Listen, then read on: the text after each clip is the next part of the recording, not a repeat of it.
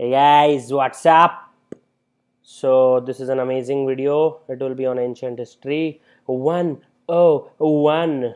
That is part 1, Kasab part 1, brought to you by an academy, UN Academy, presented by Dr. Roman Sani, double D, doubt demolisher. We will see how is it so. So we will be talking about sources of Indian history in this particular lecture. What are the various sources? How do we come to know कि ऐसा ही होता था और वैसा नहीं होता था? Only that happened or not this. So sources are extremely important. There are, first of all, there are literary sources which are divided into religious and non-religious. So we will be dealing with religious a lot in detail. Vedic, Buddhism, Jainism and Sangam. Similarly, non-religious one are social, political and economical. Innumerable books are written. Innumerable. So we will be dealing with some of them. Then archaeological evidence is also important. Inscription, study of inscription is called epigraphy, and numismatics is coins, and there are monuments also. And there are foreigner details as well, like Greek have traveled, Chinese have traveled, Arab have traveled, and so forth and so forth. So we start with literature. So in literature, these are the things that are important. First of all is Vedas. So Vedas literally means from Vidhi, that is to know, that is knowledge. Or Shruti, Shruti means to hear, that is verbal transmission from one generation to another. Then Rig Vedas were written around 1500 to 1000 BC. First 8 mandals were written in this period of Rig Vedas. First 8 mandals. It is dealing with prayers. It's Upved, that is Sub-Ved is Ayurveda, deals with medicine. And there are 10 mandals, out of which 8 are written there. Mandals meaning chapter and sections. Then we have something called as later Vedic age from 1000 to 600 BC. And there are 3 Vedas which are written. The last 2 mandals plus Samved, that is Saman means melody. It is collection of melodies and tunes. If you remember this Musda saga, so it means music, dance, and saga meaning Samved, and GA is the Upved, that is Gandharva Ved. So if you remember Musda saga, your problems will be solved. So Upved is Gandharva Ved, and it is related to music and dance. Hymns are dedicated to Som, Indra and Agni, Siya. So these are the 3 gods to which hymns are dedicated. Then we have Yajurved. If you just remember Rivaz or Riyaz, so you'll remember rituals are with Yajurved. They are rituals for performing sacrifice, and Upved is Dhanurved, that is archery. Then we have Atharvaved. It is related, just remember math, that is magical charms are related to Atharvaved. And spells to ward off evil. Upved is Shilpved. Shilpved in Hindi, it means architecture. Then we have Vedangas. They are nothing but parts of Vedas, subparts or parts. There are 6 Vedangas. Siksha meaning phonetics, that is vocals. Kalp meaning rituals. Vyakaran is grammar. Jyotish is astrology. Nirukta is etymology, that is origin of words. And then we have something called as Chand. Chand means prosody. So they are various illusion writing poems and all.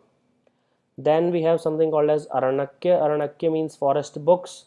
It is written by and for hermits and for students who are spending time in isolation, example in jungle and all. They opposed sacrifice and rituals, and they stress on moral virtues. Important Aranakya. Then we have Upanishad. Upanish is the literal word which means to sit down near Guru. Selected students, they are allowed to learn and sit near Upanishads. All the 6 philosophies I talked about, more or less, they are originated from Upanishads, all the Hindu philosophy. Then there are 118 number. Satyamev Jayate is a word which is taken from Mundaka Upanishad. And similarly, dialogue between Yam and Nachiketa. What is life, what is meaning of life, what is death and all. So they are taken from Kadopanishad. So these are the 2 important. Then there are Chand Yogya Upanishad, something like that. There are lots of Upanishad, 118 number. If you can remember these 3 names, it will be more than enough. Then we have Puranas, literally meaning ancient explanations. They were written during Gupta period, and they are systematic record of Indian historical traditions. There are 18 Purans. Oldest is Matsya Puran, and it was written during Satvahan period. They were Andhra kings, and Gautami Putra Satkarni was the most famous king of Satvahan period. We will be dealing in details later on. Then we have something called as Buddhist literature.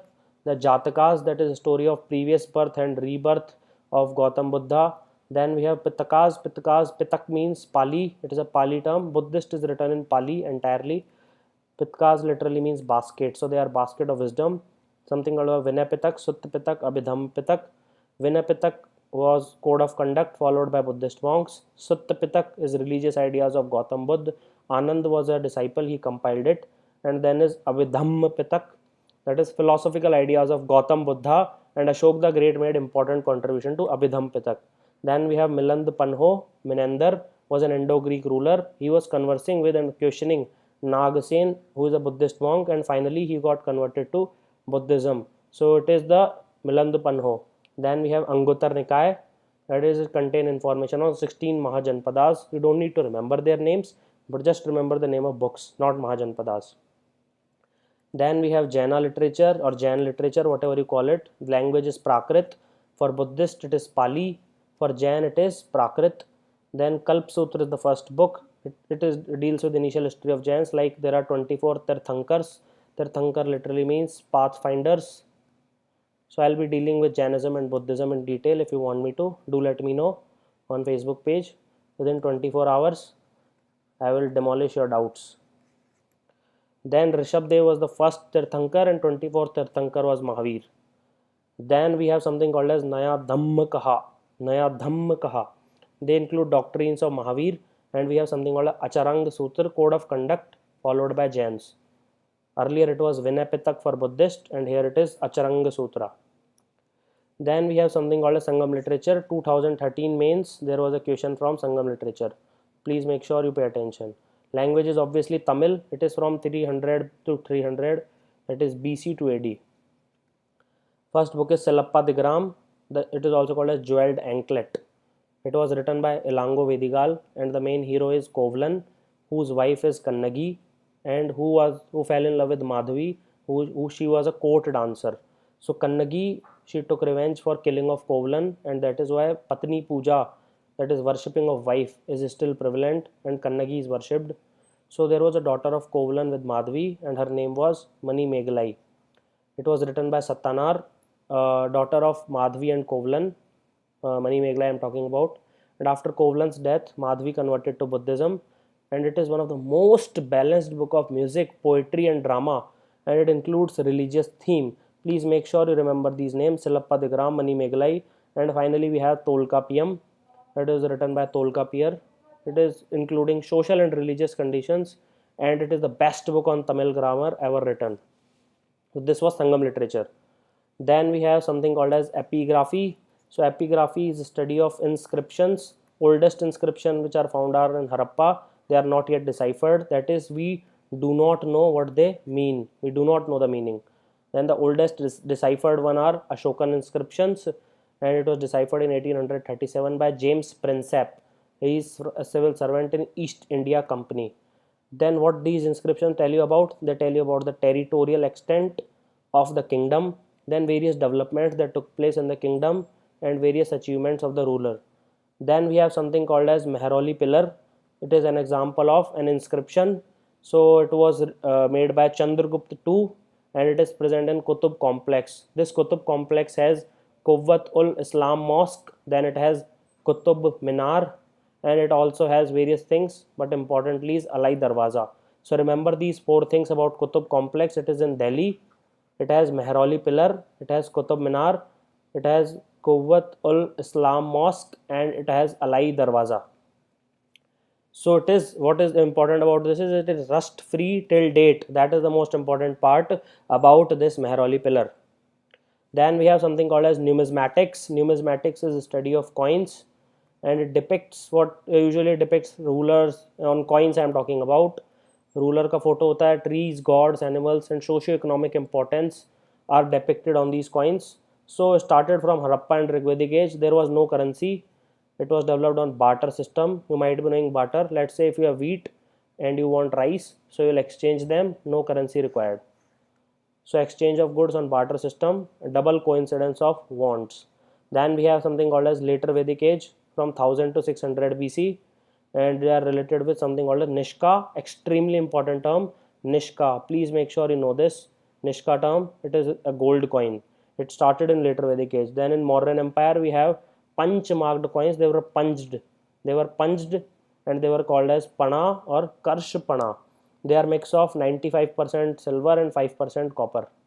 Is that understood? So these are the mixture, 95% silver, 5% copper. Then finally our today's modern currency, that is rupiah. It was started by Sher Shah Suri in 1540s. Then we have something called as monuments. They deal with social and religious life and also deal with the stage of development in field of architecture. So these are the things which are shown in monuments. Then they are innumerable, so we'll require a separate video lesson on it. The two important monuments outside India are, first is Angkor Wat temple. It is in Cambodia and it was earlier Hindu temple, then subsequently converted to Buddhist temple. It is the single largest religious monument in the world, expanding huge areas. Then it was made by Khmer king Suryavarnam II in the early 12th century and it is dedicated to Vishnu and not Shiva. Then we have something called as Borobudur Stoop of Java and it is dedicated to Mahayana Buddhism. So these are the two important which are outside India. Then we have something called as foreigners accounts. So first is Greek. It was before 326 BC, because what happened in 326 BC, Alexander the Great came to India. Then Herodotus, he is the father of history, wrote Historica, something about India. Then we have Aristobulus and Onesicritus. They are generals of Alexander the Great and they also wrote something about India. Then the most important book is Indica. He lived, written by Megasthenes. He lived in Chandragupta Maurya's time. He spent 14 years in India. Then we have Dimachus. He is a Syrian. He came in Bindusar court. Bindusar is son of Chandragupta Maurya and Dionysius came in. So it goes like this: C, then B, then A. So this is Mauryan Empire. Chandragupta Maurya, Bindusar and Ashoka the Great, not Alexander the Great. So then we have Pliny. Pliny wrote Naturalis Historica. It talked about trade relationship between Roman Empire with India. It was written somewhere around 1st century AD. Then we have Ptolemy. He wrote the book Geography. It talks about Indian soils, birds, territories, etc. And the single most important book is Periplus of the Erythraean Sea. Erythraean means literally red. And it was written somewhere around 1st century to 2nd century AD. And it is written by an anonymous author. It is the best book to explain most of the trade relations between India and other countries, especially Rome. Then we have something called as Chinese travelers. The two famous are Faiyan. He wrote a book called Fo Kuoki. Just remember this name, Records of Buddhist Kingdom. And he came in the time period of Chandragupta II. He talks about social life of Gupta period. Similarly, we have Hyun Sang or Xuanzang, whatever you want to call it. He wrote Si Yuki. He is also called as Prince of Pilgrims. He stayed 16 years in India. He came in the time of Harshvardhan around 6th to 7th century AD and he stayed in Nalanda University for 5 years. That is why Japanese government and Chinese government, they are funding for developing Nalanda University. Then we have something called as Arab travelers. Arab travelers include Al-Biruni. He was from Khiva, that is Uzbekistan. He wrote a book called Kitabul Hind or Tahqiq-e-Hind. He came in 1017, that is at the turn of 2nd millennia or 11th century, along with Mahmud of Ghazni. He is famous for robbing India 17 times. He was a great interpreter. I am talking about Al-Biruni, great interpreter and great scholar of Indian science, maths, astronomy, Arabic, Sanskrit. You tell it, he knows it. Then he was influenced by Bhagavad Gita, like most of us, and his 2-3 statements which are crucial for exam point of view. Please pay attention. He told that Indians are geniuses but arrogant because they do not share their knowledge, and historians in India do not write in chronological order. Please make sure you remember these 2 words. So guys, if you like this video and if you want me to make more video, do like, share and subscribe. This is our channel on Academy, mine and Gaurav's. And if you have still any query, you can ping me at my Facebook page, that is www.facebook.com/romansaini.official. You can also tweet to me at my Twitter handle, romansaini. Thank you guys. You guys are awesome. Thank you for watching it.